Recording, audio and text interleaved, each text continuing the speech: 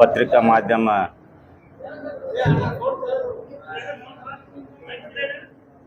ಎಲ್ಲ ಪತ್ರಿಕಾ ಮಾಧ್ಯಮ ಸಹೋದರರಿಗೆ ಸ್ವಾಗತಿಸುತ್ತಾ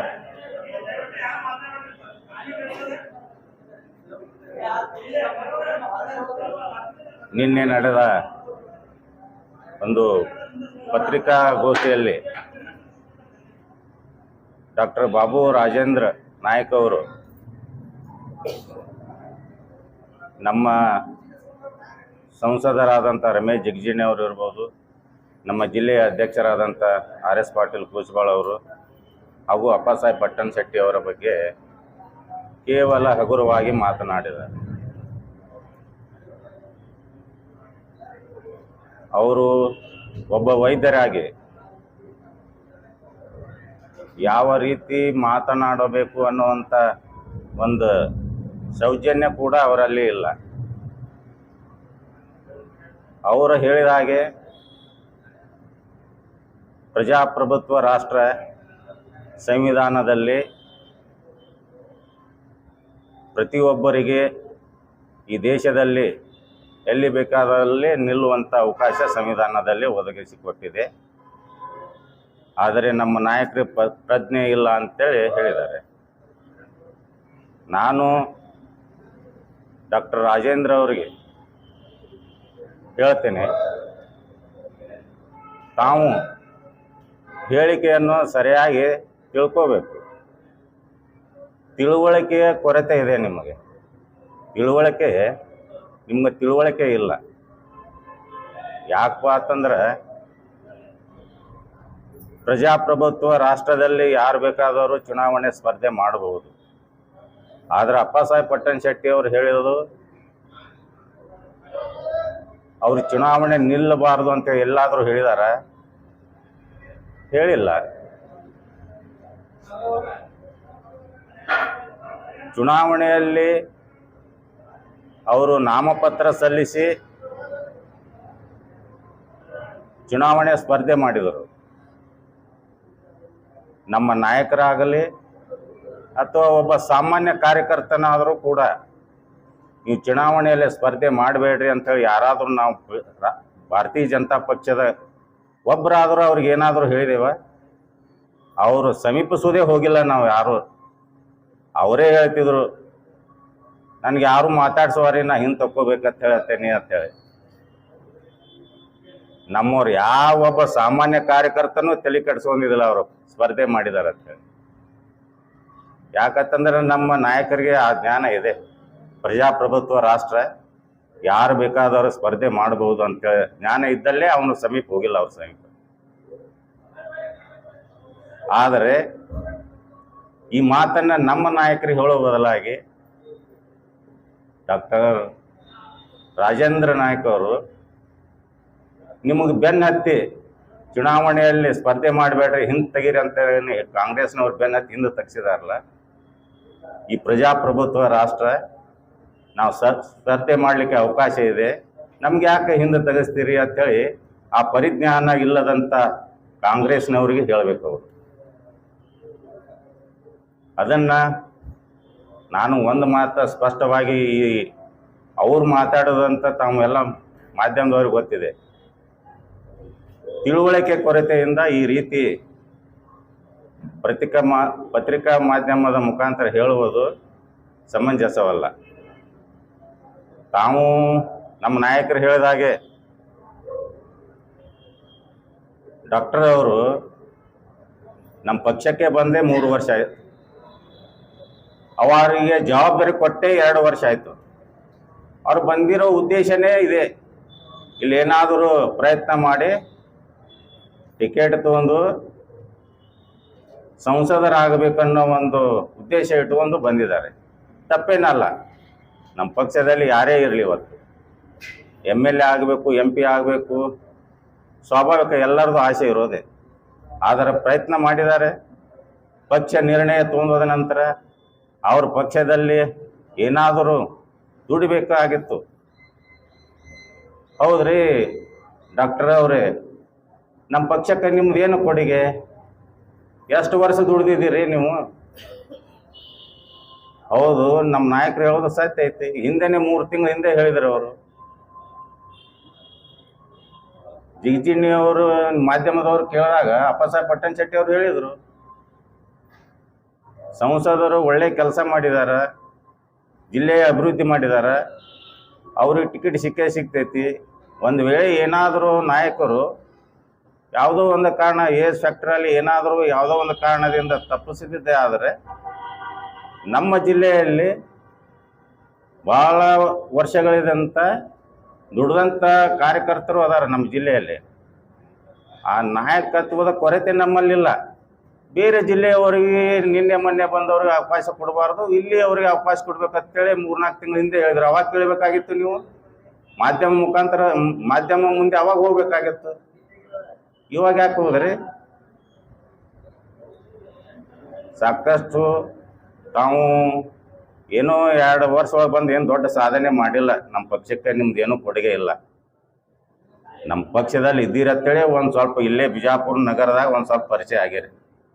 ರಮೇಶ್ ಜಿಗಜಿಣಿ ಅವರು ಇಡೀ ರಾಜ್ಯದಲ್ಲಿ ಪ್ರತಿಯೊಂದು ಮೂಲೆಯಲ್ಲಿ ಹೋದ್ರೂ ಜಿಗಜಿಣಿ ಅವ್ರಿಗೆ ಗುರುತಿಸ್ತಾರೆ. ನಿಮ್ಮನ್ನ ಯಾರು ಗುರುತಿಸ್ತಾರೆ? ಇಲ್ಲೇ ಗಾಂಧಿ ಚೌಕದಾಗ ನಿಂತರ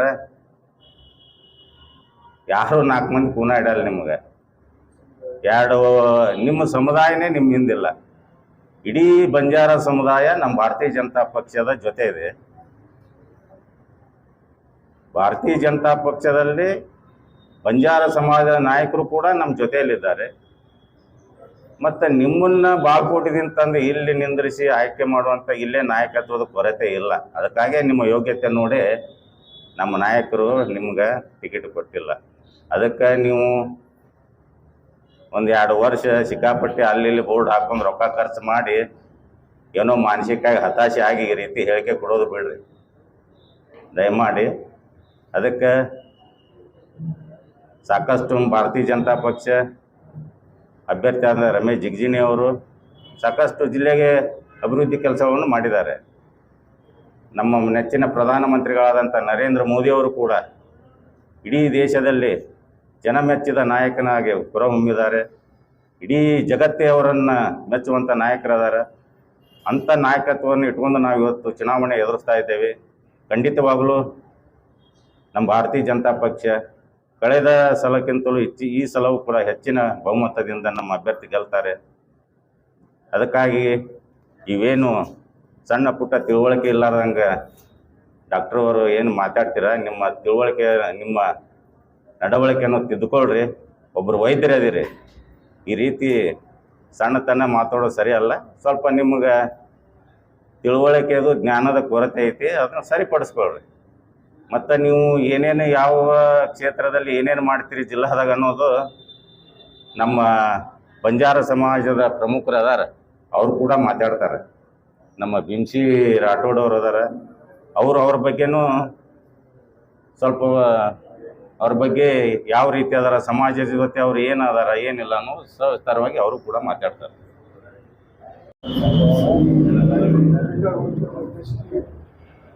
ನಮ್ಮ ಜಿಲ್ಲೆಯ ಎಸ್ ಸಿ ಮೋರ್ಚಾ ಪ್ರಧಾನ ಕಾರ್ಯದರ್ಶಿಯಾದ ಪ್ರಶಾಂತ್ ರಾಠೋಡ್ ಅವರು ನಾಯಕರು ನಿನ್ನೆ ಹೇಳಿಕೆಯಾದ ಬಂಜಾರ ಸಮಾಜದವರು ಯಾರು ಸಹಿತ ವೋಟ್ ಹಾಕಲಾಗ್ತದೆ ಮಹಾಪ್ರಭು. ಯಾವತ್ತೂ ನಾವು 20 ವರ್ಷದಿಂದ BJP-ಯಲ್ಲಿದ್ದೀವಿ, BC ಸಾಹೇಬ್ ಜೊತೆಲಿದ್ದೀವಿ. ಅವರ ನೇತೃತ್ವದಲ್ಲಿ ನಾವು ಬಂದವರು ಬಂಜಾರ ಸಮಾಜದವರು.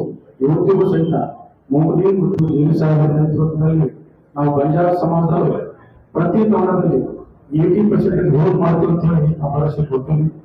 ಮತ್ತು ಅವರ ಏನು ಹೇಳಿಕೆ ಕೊಡ್ತಾರಲ್ಲ ಅದು ಮಹಾ ಸುಳ್ಳು ಹೇಳಿಕೆ. ಅವರು ಯಾವತ್ತೂ ಬಂಜಾರ ಸಮಾಜದವರು ಮಾತು ಕೇಳಿ ಮಾಡಬೇಕಾದ್ರು ಅವ್ರು ಬಾಗಲಕೋಟೆಯವರು ಆಮೇಲೆ ಬಿಜಾಪುರ ಬಂದವರು. ಬಿಜಾಪುರದಲ್ಲಿ ಏನೋ MP ಟಿಕೆಟ್ ಕೇಳಿಲ್ಲ, ಇಲ್ಲಂತಲ್ಲ, ಈ ಟಿಕೆಟ್ ಅವ್ರಿಗೆ ಕೊಡ್ಬೇಕಾ? ಅವ್ರಿಗೆ ಕೊಡ್ಬೇಕಂತ ಇಲ್ಲ, ನಮ್ಮ ಪಕ್ಷದವ್ರು ಟಿಕೆಟ್ ಕೊಟ್ಟಿದ್ದಾರೆ. ಅವ್ರು ಮಾಡಬೇಕಾಗಿತ್ತಲ್ಲ, ಬಂಜಾರ ಸಮಾಜದವರು ಅವೆಲ್ಲ ಅವ್ರ ಜೊತೆ ಇದ್ದೀವಿ ಅಂತ ಹೇಳಿ ಅವ್ರು ನಿಂದಿರಬೇಕಾಗಿತ್ತು. ಅದನ್ನ ವಾಪಸ್ ತಗೊಂಡು ಕಾಂಗ್ರೆಸ್ ಅವ್ರು ಮಾತು ಕೇಳಿದ್ರು. ನಮ್ಮ ಸಮಾಜದವರು ಯಾವತ್ತೂ BJP-ಯವರ ಜೊತೆ ಇರ್ತೀವಿ. ನಮ್ಮ ಜಿಲ್ಲೆಯಾದ್ಯಂತ ಎಲ್ಲಾ ಬಂಜಾರ ಸಮಾಜದವರು ಅವ್ರು ಹೇಳಿಕೆ ಕೊಡ್ತಾ ಇದ್ದಾರೆ. ಆದಕ್ಕಂತೂ ನಮ್ಮ ಬದಲ ಯಾವತ್ತೂ ನಾವು ಸಿಂಗಿ ಸಾಹೇಬ್ ಮರೆಯೋದನ್ನ ಮತ್ತು ಮೋದಿಯವರನ್ನು ಮರೆಯೋದನ್ನ ನಮ್ಮ ಸಮಾಜಕ್ಕೆ ಏನು ಮಾಡಿದ್ದಾರೆ ಬಿಜೆಪಿ ಅವರು ಎಲ್ಲ ಬಂದಿದೆ. ಸಾಮಾನ್ಯನ ಕಂದಾಯ ಗ್ರಾಮ ಅಂತ ಮಾಡಿದರು. ಯಾರು ಮಾಡಿ ಬಿಜೆಪಿ ಅವರೇ ಮಾಡಿದ್ದನ್ನ ಕಾಂಗ್ರೆಸ್ ಅವರು ಮಾಡಿಲ್ಲ. ಯಾಕೆ ಮಾಡಬೇಕಾಗಿತ್ತು ತನ್ನದನ್ನ ಕಂದಾಯ ಗ್ರಾಮ ಅಂತ ಹೇಳಿ ಏನೋ ಬಂಜಾರ ಸಮಾಜ ಬಹಳ ಹಿಂದೂಗಳ ಅವ್ರನ್ನ ತನ್ನ ಬಂಜಾರ ತಮ್ಮಗಳನ್ನ ಕಂದಾಯ ಗ್ರಾಮ ಮಾಡ್ಕೋಬೇಕು ಅಂತೇಳಿ ಬಿಜೆಪಿ ವೃತ್ತಿ ಮುಂದೆ ಕಂದಾಯ ಗ್ರಾಮ ಮಾಡಿದ್ದಾರೆ. ಆ ಋಣವನ್ನು ನಾವು ತೀರಿಸಬೇಕಾಗಿದೆ. ಆ ಋಣವನ್ನ ನಾವು ಈ ಎಲೆಕ್ಷನ್ 7ನೇ ತಾರೀಕಿಗೆ ಎಲ್ಲ ಇಡೀ ಜಿಲ್ಲೆಯ ಬಂಜಾರ ಸಮಾಜದವರು ನಮ್ಮ ಜಿಲ್ಲೆ ಸಾಹೇಬರಿಗೆ ಮತವನ್ನು ಕೊಡುವುದು ಬೆಳೆಸಿಕೊಟ್ಟು ಮಾತಾಡಿ ಅಂತ ಇವರಿಗೆ ಮುಗಿಸಿ ನಾನು ಮಾತನಾಡ್ತೇನೆ. ಜೈ ಹಿಂದ್, ಜೈ ಕರ್ನಾಟಕ. ಈ ಪತ್ರಿಕಾಗೋಷ್ಠಿಯಲ್ಲಿ ನಾವೆಲ್ಲರೂ ಸೇರಿದ್ದೇವೆ. ಎಲ್ಲ ವಿಚಾರಗಳನ್ನು ಎಲ್ಲ ಕಡೆ ರೆಸ್ಪೆಕ್ಟ್ ಆಗುತ್ತಾರಲ್ಲ. ಆದರೆ ಒಂದು ಮಾತು ಡಾಕ್ಟರ್ ಅವ್ರ ಬಗ್ಗೆ ನಮಗೆ ಗೊತ್ತಿಲ್ಲ. ಆದರೆ ಕಾಂಗ್ರೆಸ್ದೊಳಗೆ ಬಂಜಾರ ಸಮಾಜ ಯಾವ ಚೆನ್ನಾಗಿ ನಡೆಸ್ಕೊಂಡಿದ್ದಾರೆ ಅಷ್ಟಿದ್ರೂ ಡಾಕ್ಟರ್ ಅವ್ರು ಹೋಗಿದ್ದಾರೆ ಅಂತಂದ್ರೆ ನಾವೇ ಶಾಣೆ ಆಗ್ತೀವಿ ಡಾಕ್ಟರ್ ಅವ್ರಿಗೆ. ಯಾಕಂತಂದ್ರೆ ಏನ ಡಾಕ್ಟರ್ ಸಾಹೇಬ್ರು ಏನು 18 ವರ್ಷ MLA ಇರ್ತಿದ್ದವು, ಅದರ ಟಿಕೆಟ್ ಕೇಳಿದವರು ನಾವು ನಂಬ್ತೀವಿ. ನಾವು ಅವ್ರಿಗೆ ಸಿಕ್ಕ ತಗೊಳ್ಳಿ ಅಂತ ಅಂದವರು ನಾವು ನೋಡ್ತೀವಿ. ಅದರ ಪಾರ್ಟಿ ಮೀಟಿಂಗ್ದೊಳಗೆ ಎಲ್ಲಿಯೂ ಸಹ ನಮ್ಮ SC ಸಮಾಜದ ರಾಜ್ಯಾಧ್ಯಕ್ಷರ ಪಕ್ಷದ ಮೀಟಿಂಗ್ ಕೇಳೋದು ನಾನು ಅವ್ನು ಮಾತಾಡಬೇಕಾಗ್ತದೆ. ಯಾಕಂತಂದ್ರೆ ಅವ್ರು ಹೊರಗಡೆ ಆಟ ಮಾಡಬೇಕು. ಪಕ್ಷದ ಮೀಟಿಂಗ್ ಕೇಳಿದವ್ರು ನಾನು ಒಬ್ಬನೇ ಸಿಗ್ಲಿಲ್ಲ ಅಂತಂದ್ರೆ ಪಕ್ಷದ ಬಂದವರಿಗೆ ನೋಡಿ ಏನ ಹಣ ನೋಡಿ ಗುಣ ನೋಡಿ ಏನೋ ಆಮಿಷ ನೋಡಿ ಪಕ್ಷಕ್ಕೆ ಟಿಕೆಟ್ ಕೊಡ್ಬೇಕಂತಂದ್ರೆ ಇವರು ದುಡಿಮೆ ಫಸ್ಟ್ ನಮ್ಮ ಕೊಡುಗೆ ಪಕ್ಷಕ್ಕೆ ಎಷ್ಟು ದಿವಸದಿಂದ ನಾವು ಪಕ್ಷಕ್ಕೆ ನಿಷ್ಠಾವಂತರಾಗಿ ಅಂತ ತಿಳ್ಕೊಂಡು ಟಿಕೆಟ್ ಕೇಳಬೇಕು. ಅದಕ್ಕೆ ನಾವು ಪಟ್ಟಣ ಶೆಟ್ಟಿ ಸಾಹೇಬರು ಕೇಳಿದ್ವಿ. ಅವ್ರು ಏನು ಹೇಳಿದಾರ ಇವ್ರದ್ದು ನಾವು ಕೇಳಿದ್ವಿ. ನಮ್ಮ ಸಾಹೇಬ್ರು ಏನು ಹೇಳಿದ್ದಾರೆ ದುಡಿಬೇಕು, ದುಡಿದವ್ರಿಗೆ ಟಿಕೆಟ್ ಸಿಗ್ತದೆ, ಸಡನ್ಲಿ ಬಂದು ಕೂಡಲೇ ಟಿಕೆಟ್ ಸಿಗ್ತದೆ. ಅದಕ್ಕೆ ಉತ್ತರಪಟ್ಟರು ಅವಾಗ ಮಾಡುದು ಇಲ್ಲ. ನಿನ್ನೆ ಮೊನ್ನೆ ಮಾಡ್ಯಾರ ಇಲ್ಲ. ಆದ್ರೆ ಅವ್ರ ಬಗ್ಗೆ ಅವ್ರು ಇದ್ದು ಹೇಳಿದ್ದಾರೆ. ಆದ್ರೆ ಅವ್ರು ಕಾಂಗ್ರೆಸ್ಗಳಿಗೆ ಹೋಗಿದ್ದಾರೆ. ಬಂಜಾರ ಸಮಾಜಕ್ಕೆ 30 ವರ್ಷಗಳಿಂದ ಎಷ್ಟು ಅನ್ಯಾಯವಾಗಿದೆ ಎಂಬುದು ಸಮಾಜದವರ ಗಮನಕ್ಕೆ ಅನ್ಯಾಯ ಅವ್ರ ಸಮಾಜ ಗಮನಕ್ಕೆ ತರಬೇಕಂತಂದ್ರೆ ಕಳೆದ 28 ವರ್ಷಗಳಿಂದ ಬಂಜಾರ ಸಮಾಜಕ್ಕೆ ಬಿಜಾಪುರ ಜಿಲ್ಲೆಯಲ್ಲಿ ಯಾವುದೇ ಟಿಕೆಟ್ ಕೊಟ್ಟಿಲ್ಲ. ಹೋದ ಕೂಡಲೇ ಡಾಕ್ಟರ್ ಸಾಹೇಬ್ ಯಾಕೆ ಕೊಟ್ಟಿದ್ದಾರೆ ಟಿಕೆಟ್ ಮುಂದೆ ಬರುವಂತದ್ದು. ಆದರೂ ಎರಡನೇದು ಪ್ರಕಾಶ್ ರಾಠೋಡ್ ಸಾಹೇಬರು MLC ಅದಾರ, ಅವ್ರು ಹಿರಿಯ ನಾಯಕರದಾರ. ಅವ್ರಿಗೆ ಮಿನಿಸ್ಟರ್ ಯಾಕೆ ಕೊಟ್ಟಿದ್ರು ಕಾಂಗ್ರೆಸ್ ಅವರು ಅಂದ್ರೆ ಅವ್ರು ಬಹಳ ಶಾಣೆ ಅದಾರ. ಅದಕ್ಕೆ ಕ್ಲಿಯರ್ ಐತಿ. ಅವರು ಒಬ್ಬ ಒಳ್ಳೆ ಎಜುಕೇಟೆಡ್ ಪರ್ಸನ್ ಅದಾರ. ಅದಕ್ಕೆ ಕಾಂಗ್ರೆಸ್ ಒಳಗೆ ಅವ್ರಿಗೆ ಮಿನಿಸ್ಟರ್ ಕೊಡ್ಬೇಕು. ಈಗ ಎಲ್ಲರೂ ಒಬ್ಬರೇ ಅದಾರ, ಅವ್ರಿಗೆ ಕೊಡಲಿಲ್ಲ ಬಿಡಲ್ಲ. ಪ್ರಕಾಶ್ ಅಣ್ಣವರಿಗೆ ಕೊಡ್ಬೇಕಲ್ಲ, ಯಾಕೆ ಕೊಟ್ಟಿಲ್ಲ? ಶಾಣೆ ಅದಾರ. ಅವರು ಶಾಣೆ ಮಂದಿಗೆ ಡಿಮಾಂಡ್ ಇಲ್ಲಲ್ಲಿ ನೀವು ಇಲ್ಲೇ ಉಳ್ಕೊಂಡಿದ್ರೆ ನಿಮ್ಗೆ ಮರ್ಯಾದೆ ಬಹಳಷ್ಟು ಪಕ್ಷದೊಳಗೆ ಗೌರವ ಸಿಗ್ತಿತ್ತು. 4 ಸಲ MP ಟಿಕೆಟ್ ಕೊಟ್ಟಿದ್ದಾರೆ. 4 ಸಲ ಕೊಟ್ಟರು ಸಲ 4 ಸಲ ನಮ್ಮ ಸಮಾಜಕ್ಕೆ MP ಟಿಕೆಟ್ ಕೊಟ್ಟು ಬೆಳೆಸಿದ್ದಾರೆ ಕಾಂಗ್ರೆಸ್ ಅವರಿಗೆ. ಅಂತಂದ್ರೆ ನಿಮಗೇನ MP ಟಿಕೆಟ್ ಕೊಡ್ತಾರ? ಮುಂದಿನ ದಿನಮಾನದೊಳಗೆ ಆ ಡಾಕ್ಟರ್ ಸಾಹೇಬ್ ಕ್ವಶನ್ ಹಾಕ್ತೀವಿ.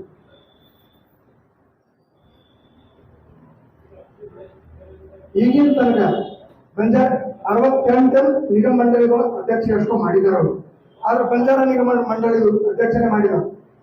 ಬಂಜಾರ ನಿಗಮ ಮಂಡಳಿದು ನಿಮಗೆ ಅಧ್ಯಕ್ಷ ಕೊಟ್ಟಿದ್ರೆ ನಾವು ಬಹಳಷ್ಟು ಖುಷಿ ಪಡ್ಕೊಂಡು. ಯಾಕಂದ್ರೆ ಅಲ್ಲಿ ಕಾಂಗ್ರೆಸ್ ಹೋಗಿ ನೀವೇನಾದ್ರೂ ಸಿಗ್ತದಂತ ಹೋಗಿದ್ರೆ ದಯಮಾಡಿ ತಾವು ಬಂಜಾರ ನಿಗಮ ಮಂಡಳಿದು ಅಧ್ಯಕ್ಷ ನಿಮ್ಮನ್ನು ಕೊಟ್ಟಿದ್ರೆ ನಾವು ಸ್ವಾಗತ ಬಯಸ್ತೇವೆ.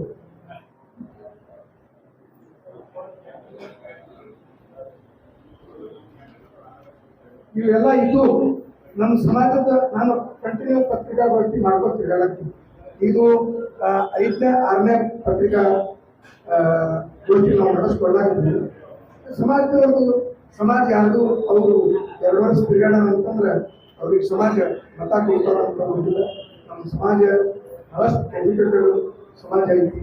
ನಮ್ಮ ಸಮಾಜದೊಳಗೆ ನಾನು 9 ಮಂಡಲ ನಮ್ಮ ಪಕ್ಷದ 9 ಮಂಡಲಕ್ಕೆ ನಾವು ತಿರುಗಾಡಿದ್ವಿ. 9 ಮಂಡಲದೊಳಗೆ ಏನೋ ಕಡಿಮೆ ಅಂತಂದ್ರೆ 60% ನಮ್ಮ ಸಮಾಜ ಭಾರತೀಯ ಜನತಾ ಪಕ್ಷದ ಅಭ್ಯರ್ಥಿ ನಮ್ಮ ಜಿಶೇನ್ ಸಾಹೇಬರಿಗಾಗಲಿ, ನಮ್ಮ ಪಕ್ಷ ರಾಷ್ಟ್ರೀಯ ನಮ್ಮ ರಾಷ್ಟ್ರ ಕಂಡಂತ ಶ್ರೀಮಂತ ನಾಯಕ, ಈ ದೇಶದ ಗೌರವಾನ್ವಿತ ಪ್ರಧಾನಮಂತ್ರಿಯಾಗಿ, ನಮ್ಮ ಪಕ್ಷದ ಜೊತೆಗಾಗಿ ನಮ್ಮ ಹಿಂದುತ್ವ ಪರವಾಗಿ ನಮ್ಮ ಸಮಾಜ ಏನ ವಿಚಾರ ಇಟ್ಕೊಂಡು ಹೊಂದಿದ ನಮ್ಮ ಬಂಜಾರ ಸಮಾಜ, ಇವರ ಹಿಂದುತ್ವ ಸಮಾಜ, ನಮ್ಮ ಸಮಾಜ ನಾವು ಕಾರಣಕ್ಕೂ ಸಹ ಮೊದಲನೇ ಮೋಸ ಮಾಡಿ ಹೇಳ್ತಿದ್ವಿ. ಬಹಳಷ್ಟು ಹಿಂದಿನ ಪತ್ರಿಕಾ ಮಾಧ್ಯಮದೊಳಗೆ ಬಂದೈತಿ. ಆ ವಿಷಯ ಡಾಕ್ಟರ್ ಏನ ಸದಾಶಿವ ಆಯೋಗ ಅವರಿಗೂ ಗುರುತೈತೆ. ಅವ್ರು ಸದಾಶಿವ ಆಯೋಗದ ಬಗ್ಗೆ ನಾನು ಮಾತಾಡಿದ್ವಿ. ಆ ವಿಷಯದ ಬಗ್ಗೆ ಅಧ್ಯಯನ ಮಾಡಿ ಡಾಕ್ಟರ್ ಸಾಹೇಬ್ರಿಗೆ ಒಂದು ವಿನಂತಿ ಮಾಡ್ಕೊತೀವಿ. ಮಾಡ್ತಿದ್ವಿ. ಅವ್ರು ಹೇಳುತ್ತ ವಿಚಾರಗಳು, ಅವ್ರು ಹೇಳುವಂಥ ಭಾಷೆಗಳು ನಮಗೆ ಹೇಳೋದು ಬರ್ತದೆ. ಆದರೆ ಈ 2 ದೇಶದ ನಂತರ ಏನು ಹೇಳಿದ್ರೆ ಅವ್ರ ಭಾಷೆಗಳಿಗೆ ನಾವು ಅವರ ಆನ್ಸರ್ ಕೂಡ ಬಹಳ ಸ್ಪಷ್ಟವಾಗಿ ರೆಡಿ ಇರ್ತೀವಿ. ಆದರೆ ಈ ಪತ್ರಿಕೆಗಳಲ್ಲಿ ಅವ್ರ ಬಗ್ಗೆ ಅಣ್ಣವರು ಮಾತಾಡಿದ್ದಾರೆ.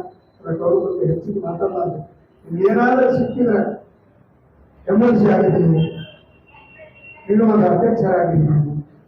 ಆದರೆ ನಮ್ಮ ಪಕ್ಷದ ಬಗ್ಗೆ ಆಗಲಿ, ನಮ್ಮ ಹಿಂದುತ್ವದ ಬಗ್ಗೆ ಬಹಳಷ್ಟು ಏನಂತಾರೆ ಕಲ್ಪನೆ ಏನಂತ ವಿಚಾರ ಇಟ್ಕೊಂಡು ವಾದಿಸ್ತಿದ್ದೀವಿ. ಅಲ್ಲಿ ಹಿಂದುತ್ವದ ಬಗ್ಗೆ ನೀವು ಯಾಕಾಗಿ ಪ್ರತಿವಾದಿಸೋದು? ನೀವು ಹಿಂದುವಾದಿ ಅಲ್ಲಿ ಹೋಗಿ ಏನು ಮಾಡೋದು? ಹಿಂದುತ್ವದ ಯಾವ ವಿಚಾರ ಇರೋದು? ನೀವು ಮೊದಲು ಇಂಡಿಪೆಂಡೆಂಟ್ ಸಿಗೋದು ನಾವು ನೋಡ್ತೀವಿ. ಇಲ್ಲಿ ಬಂದು ನಿಮಗೆ ಟಿಕೆಟ್ ಸಿಗ್ಲಾರ್ದ ಕಾರಣಕ್ಕೆ ಪಕ್ಷದ ಬಗ್ಗೆ ಆಗಲಿ, ನಮ್ಮ ಸಂಸ್ಕೃತಿಯ ಬಗ್ಗೆ ಒಂದು ಮಾತು ಬಹಳ ಕ್ಲಿಯರ್ ಹೇಳ್ತೀವಿ. ನನಗನ್ಸ ಮಟ್ಟಿಗೆ ದಕ್ಷಿಣ ಭಾರತಕ್ಕೆ ಹಿರಿಯ ಸಂಸದರು, ಹಿರಿಯ ವ್ಯಕ್ತಿಗಳು ಅವ್ರ ಬಗ್ಗೆ ಹಗುರವಾಗಿ ಮಾತಾಡೋದು, ಪಕ್ಷದ ಬಗ್ಗೆ ಯಾರಾದ್ರ ಬಗ್ಗೆ ಮಾತಾಡೋದಕ್ಕೆ ಮೊದಲ ದಯಮಾಡಿ ನೀವು ಕೆಲಸ ನಿಮಗೆ ಏನು ಕೊಟ್ಟಿದ್ದ ಕಾಂಗ್ರೆಸ್ನವರು ಮಾಡಿ ಭಾಳ ನಮ್ಮ ಪಕ್ಷದ ಬಗ್ಗೆ ಆಗಲಿ, ನಮ್ಮ ಅಭ್ಯರ್ಥಿ ಬಗ್ಗೆ ಆಗಲಿ, ಯಾರೇ ನಾವು ಮಾತಾಡಿದ್ರು ನಮ್ಮ ಬಗ್ಗೆ ಆನ್ಸರ್ ಕೊಡುವಂತ ನೀವು ಮಾತಾಡೋದಕ್ಕೆ ಮಾತಾಡ್ತೀವಿ. ಅಂಥದ್ದೇನು ಅಂತಂದ್ರೆ ಮತ್ತೆ 4ನೇ ತಾರೀಕು ಅನೌರ್ ಇರ್ತಾರೆ. ಎಲ್ಲ 8 ಮಂಡಲಗಳು ಮತ್ತೆ ಈ ನಮ್ಮ ಸಮಾಜದ ಬೂತ್ ಮಟ್ಟದ ಕಾರ್ಯಕರ್ತರು ಪತ್ರಿಕಾಗೋಷ್ಠಿ ನಡೆಸ್ತೀವಿ. ಆದರೆ ನಮ್ಮ ಪಕ್ಷದ ಬಗ್ಗೆ ನಮ್ಮ ಅಭ್ಯರ್ಥಿಗಳಿಗೆ ಮಾತನಾಡುವಂತೂ ನಿಮಗೆ ಏನಂತ ಯೋಗ್ಯತೆ ಇಲ್ಲ. ನಾನೊಬ್ಬ ನಮಗೂ ಸಿಗಲಿಲ್ಲ ಅಂತ ನಾವು ಹೋಗ್ಬೇಕಾಗಿತ್ತಲ್ಲ. ನಮ್ಮನ್ನು ನಾವು ಯಾವ ಕಾರಣಕ್ಕೂ ಆ ಗಂಧ ಮಾಡಬಾರ್ದಾಗಿತ್ತು, ಮಾಡಿ ಮಾತಾಡುವಂಥ ಅವಶ್ಯಕತೆ ಇಲ್ಲ. ಮುಂದಿನ ವಿಚಾರ ಡಾಕ್ಟರ್ ಇನ್ನೊಂದು ವಿಷಯ, RSS ಸ್ವಯಂ ಸೇವಕ ಅಂತ ಹೇಳ್ಕೊತಾರೆ ಡಾಕ್ಟರ್ ಅವರು. ಅವ್ರು ಯಾವ ಶಾಖೆಯಲ್ಲಿ ಎಷ್ಟು ದಿವಸ ಶಾಖೆಗೆ ಹೋಗಿದ್ದಾರೆ ಅನ್ನೋದು ಅವ್ರಿಗೆ ಹೇಳಬೇಕು. ಹತ್ರ ನಾನು ಸ್ವಯಂ ಸೇವಕ ಅಂತ ಹೇಳ್ಕೊತಾರೆ. ಯಾವ ಬಿಜಾಪುರದಲ್ಲಿ ಶಾಖೆಗೆ ಹೋಗಿದ್ದಾರೋ ಅಥವಾ ಎಲ್ಲಿ ಶಾಖೆಗೆ ಹೋಗಿದ್ದಾರೋ, ಅವ್ರು ಎಷ್ಟು ವರ್ಷ ಹೋಗ್ಯಾರೋ, ಎಷ್ಟು ದಿನ ಹೋಗ್ಯಾರೋ ಶಾಖೆಯಲ್ಲಿ, ಅದು ತಾವೇ ಅವ್ರಿಗೆ ಕೇಳ್ಬೋದು. ಅದಕ್ಕೆ ಮಾತಾಡ್ತಾರೆ ಅಂದ್ರೆ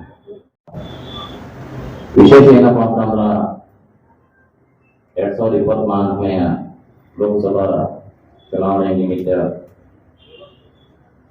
ಬಂಜಾರ ಸಮಾಜ ಒಂದು ವಿಶೇಷ ಒಂದು ಏನಾಗ್ಬಿಟ್ಟಿದೆ ಅಂತಂದ್ರೆ, ಈ ಕಡೆ ಹೋದ್ರು ಬಂಜಾರ ಸಮಾಜ, ಆ ಕಡೆ ಹೋದ್ರು ಬಂಜಾರ ಸಮಾಜ ಅಂತ ಆಗ್ಬಿಟ್ಟಿದೆ. ದಯವಿಟ್ಟು ಬಂಜಾರ ಸಮಾಜವನ್ನ ಯಾರು ಅನ್ನತೆ ಬಯಸಬೇಡ. ಯಾಕಂತಂದ್ರ ಕೆಲವೊಬ್ರು ಲೀಡರ್ಗಳು ಇದ್ದಾರೆ, ನಾಲ್ಕು ಹುಡುಗರನ್ನು ಕರ್ಕೊಂಡು ಒಂದು ಸಂಘಟನೆ ಮಾಡಿ ಇಡೀ ಸಮಾಜ ನಾವು ಹಿಂದಿದೆ ಅಂತ ಹೇಳ್ಬಿಟ್ಟು ಗೋಪೆ ಹೊಡ್ಕೊಂಡು ಅಡ್ಡಾಡಿದ್ರೆ ಅದು ಸಮಾಜ ಹಿಂದೆ ಬರಕ್ ಸಾಧ್ಯ ಆಗಲ್ಲ.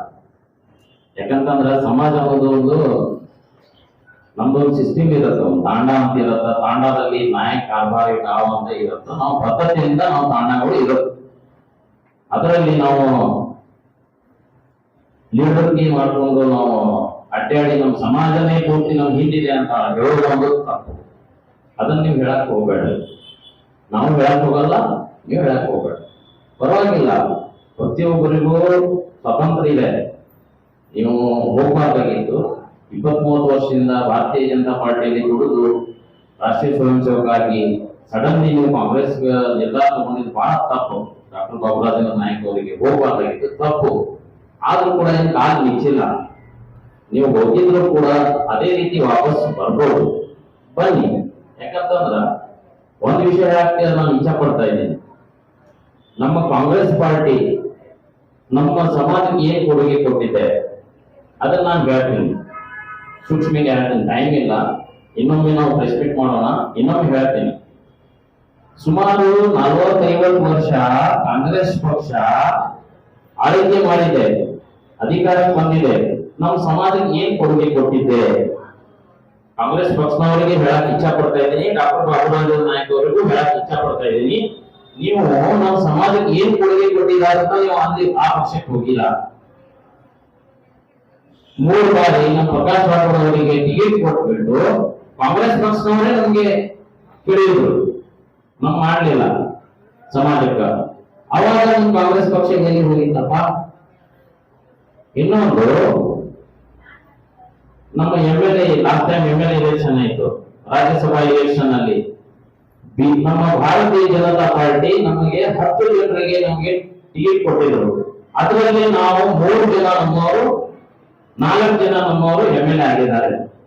ನೀವು ಕಾಂಗ್ರೆಸ್ನವರು 5 ಜನರಿಗೆ ಕೊಟ್ಟಿದ್ರಿ, ಅದರಲ್ಲಿ ಒಬ್ಬರೇ ಬಂದಿದ್ದಾರೆ.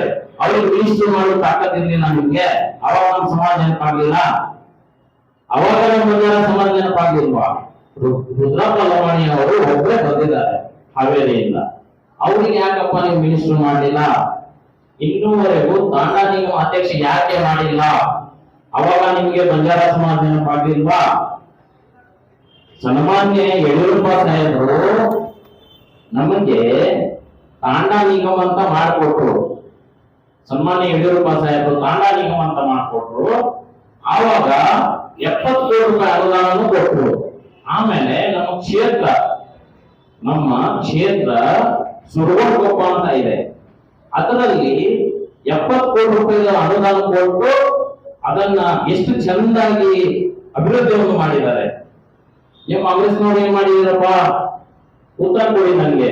ಕಾಂಗ್ರೆಸ್ನವರಿಗೆ ನೇರ ಹೇಳಕ್ ಇಷ್ಟಪಡ್ತಾ ಇದ್ದೀನಿ, ನಮ್ಗೆ ಉತ್ತರ ಕೊಡಿ.